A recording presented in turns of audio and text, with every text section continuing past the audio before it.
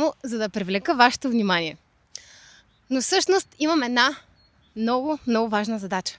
Да ви накарам да се влюбите в моите екочанти, които създавам изцяло от нов ресурс, който обаче, забележете, той е остатъчен ресурс от производството на дрехи и други текстилни продукти.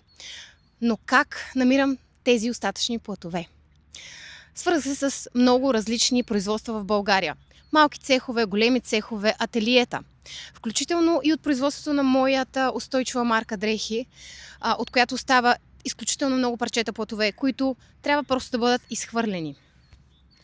След това обаче, аз реших, че трябва да направя нещо с тези остатъчни платове. Първо, как мога да ги намаля? И второ, как мога да ги оползотворя в нещо, което има смисъл? И така, създадах торба. Тези екочанти, които изработвам изцяло тези остатъчни платове. Първо, след като събирам остатъчните платове, подбирам парчета, които да бъдат максимално големи. След това искам да направя различни модели, с които вие да се чувствате добре и комфортно. Защото днес съм се постарала да изглеждам добре. И искам чантата да подхожда на моят тоалет. Затова избрах ето тази чанта, в която да сложа своят лаптоп, своята вода, храна и така нататък. Неща, които моята дамска чанта така или иначе не побира. А ако искам да побира, тя трябва да е с гигантските размери. Не е добре. Какво друго за торба?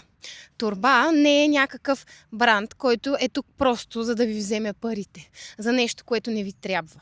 Торба е бранд, който създава текстилни чанти, които ви трябват всеки ден. Да, абсолютно всеки ден. Защото изчислено е в световен мащаб, че на ден купуваме по минимум 2 торбички, които са съответно от пластмаса. Затова с торба се опитвам да реша 2 проблема. А именно, екочантите, които правя, да бъдат функционални, да бъдат изключително здрави и да решават проблема с остатъчните текстилни платове от производствата. И вторият проблем – да намалим консумацията и закупуването на пластмасови торбички. Благодаря за вниманието. Последвайте торба и нека заедно да направим голямата промяна.